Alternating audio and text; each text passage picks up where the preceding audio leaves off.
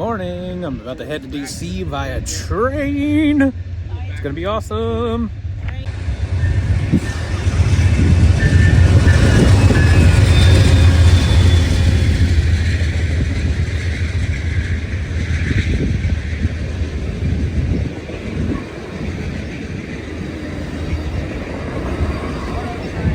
Sleeper car, yeah.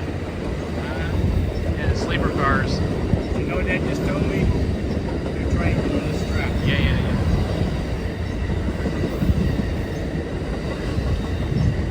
I think that thing is far so bad.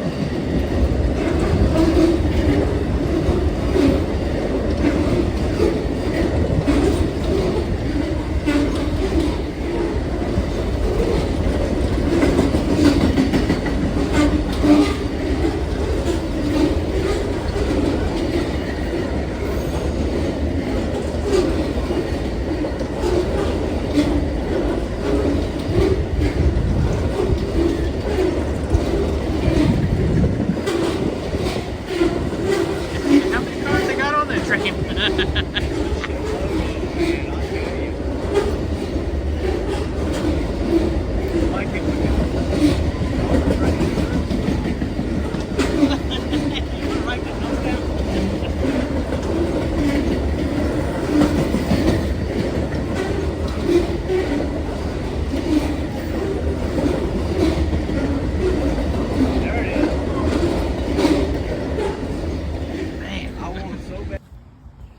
State of Virginia is currently experiencing pollen-mageddon. The pollen is so bad you can just see it blowing in the wind. Amtrak reminds passengers to please take all of your personal belongings. For your safety, stand behind the platform safety strips. Just a little pollen. Just a little pollen.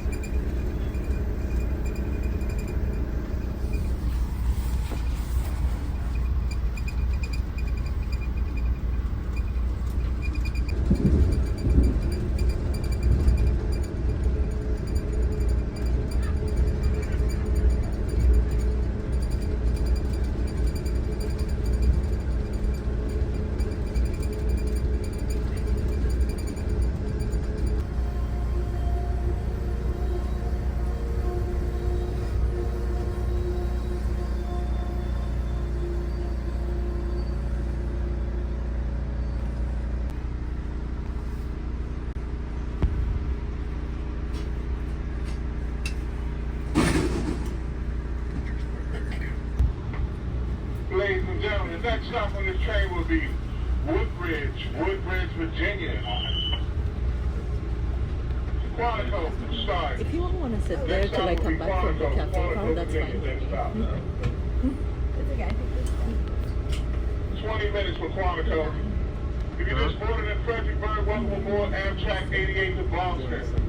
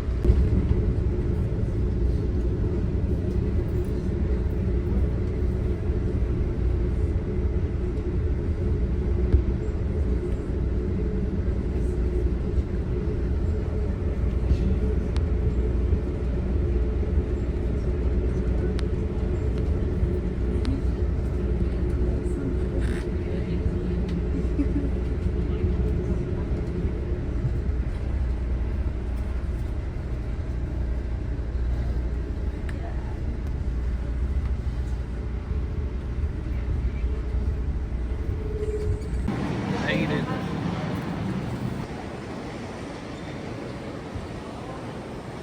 Made it to Union Station.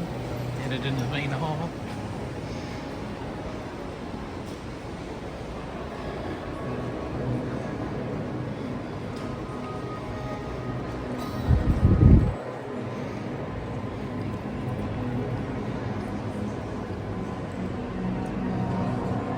We'll have me sit down somewhere and wait for Justin.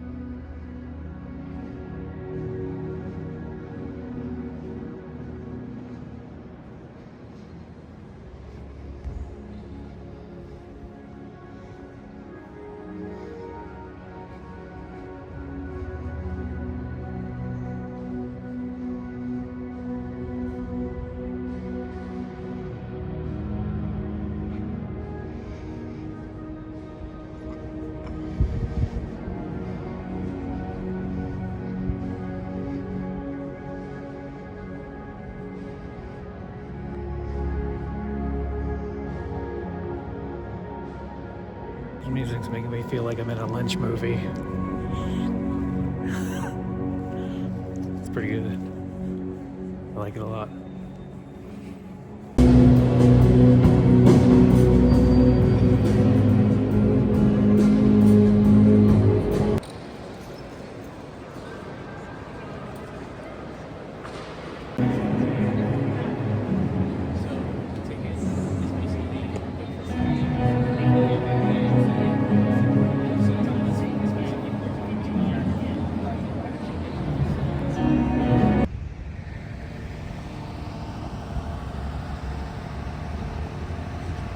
Station from the outside.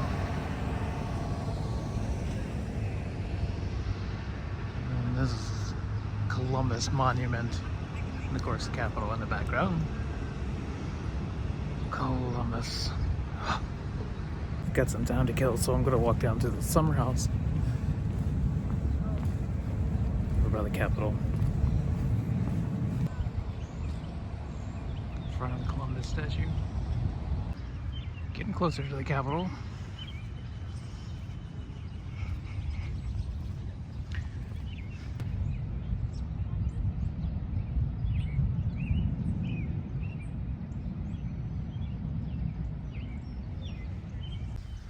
So this is a summer house designed by Homestead. So the visitors to the Capitol could find water nearby. There were supposed to be 2 of them, 1 on each side of the Capitol. This one got built, but the one on the other side of the Capitol did not.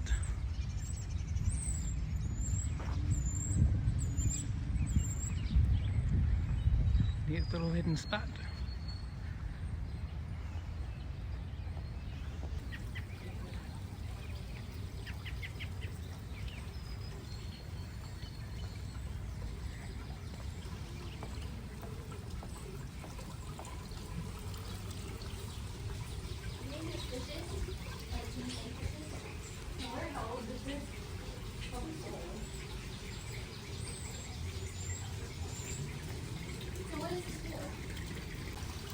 So this is pretty amazing, huh?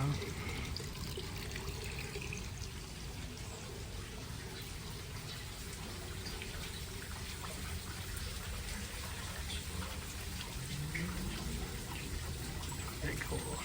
Well, that's pretty cool. This is the summer house, Frederick Law Homestead. You know, I'm fascinated by Homestead. You may or may not know that. So now I'm headed back to Union Station.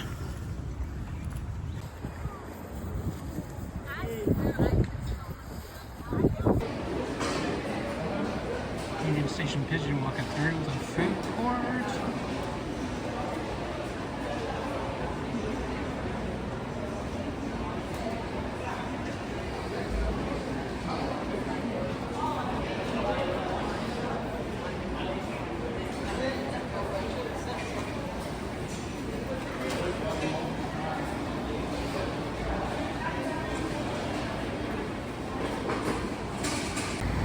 Comedic writers.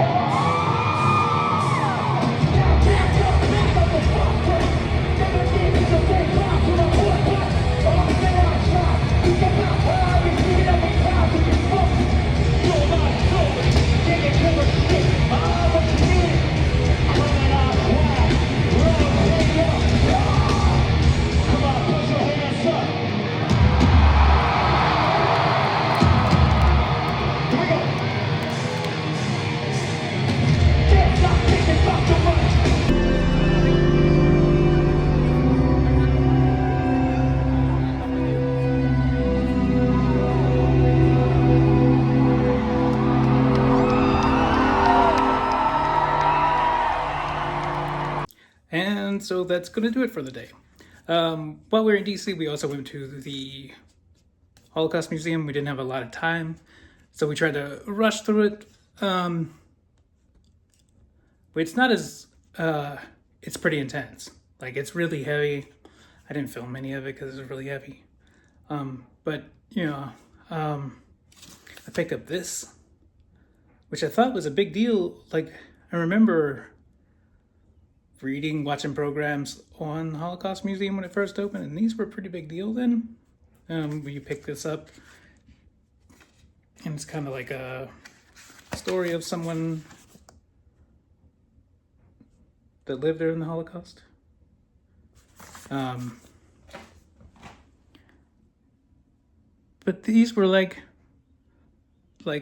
almost hidden away. Like, I saw them when we were headed out of the exhibits, and I just happened to pick them up. And I don't know, I thought they were a bigger deal than they were. But anyway, yeah, that was a whole weird experience. Like, it's intense. no doubt. If you're, I think there's, so two things.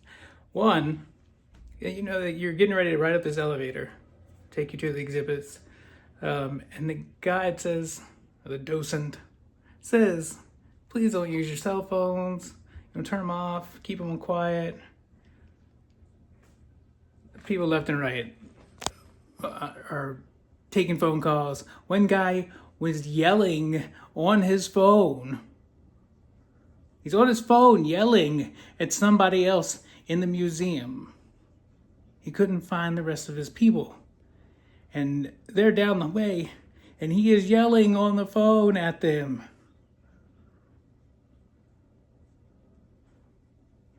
Didn't they just say, don't do that, don't make a lot of noise? Whatever. Then there's kids, teenagers from some schools in there, and they are just running around everywhere, laying on benches, running. What? This is insanity. I don't know. Maybe I just have more respect for museums. I don't know. So my only complaint about Holocaust, other than not being able to find those identification cards, so it feels a little bit dated, especially after going to African American Museum of History and Culture. It feels a little bit dated. I don't know how else to describe it other than that. Like,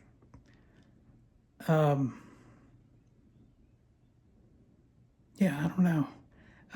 Like, African American history and culture just blows me away. Just blows me out of the away. It's just such a good batch of storytelling. And I don't know if it's maybe like that connective tissue.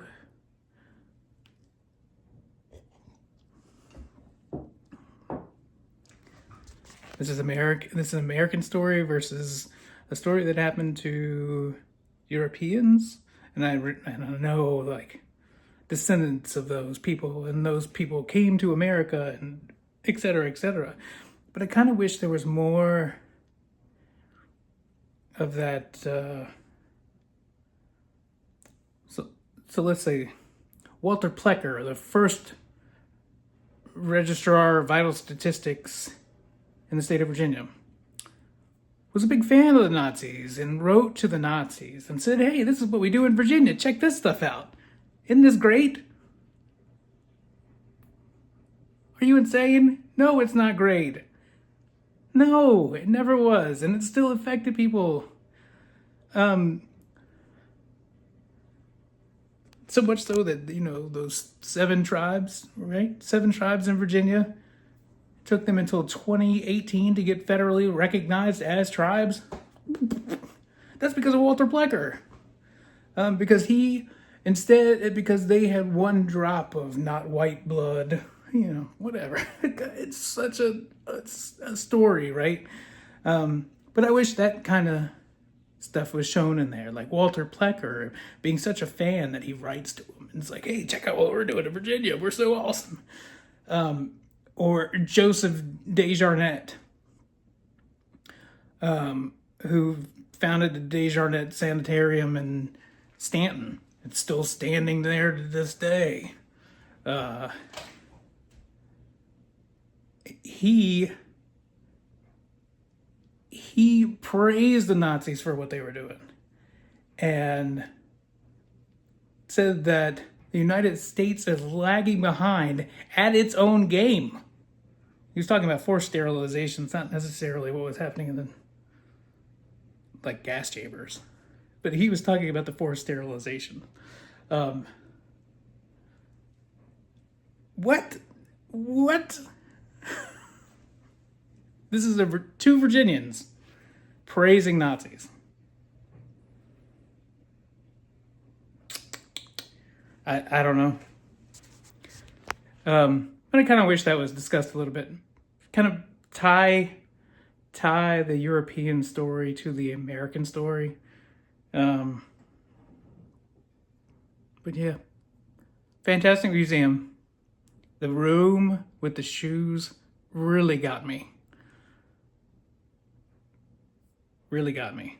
You could smell the leather of the shoes, and there's just so many shoes, and you know that those were people's shoes. But don't even want to think about it. But that's the room that really got me.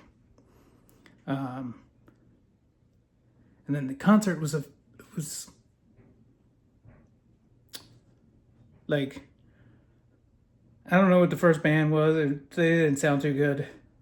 Mars Volta, I don't know what they were doing. Like, they played an entire album that nobody has ever heard or had never heard.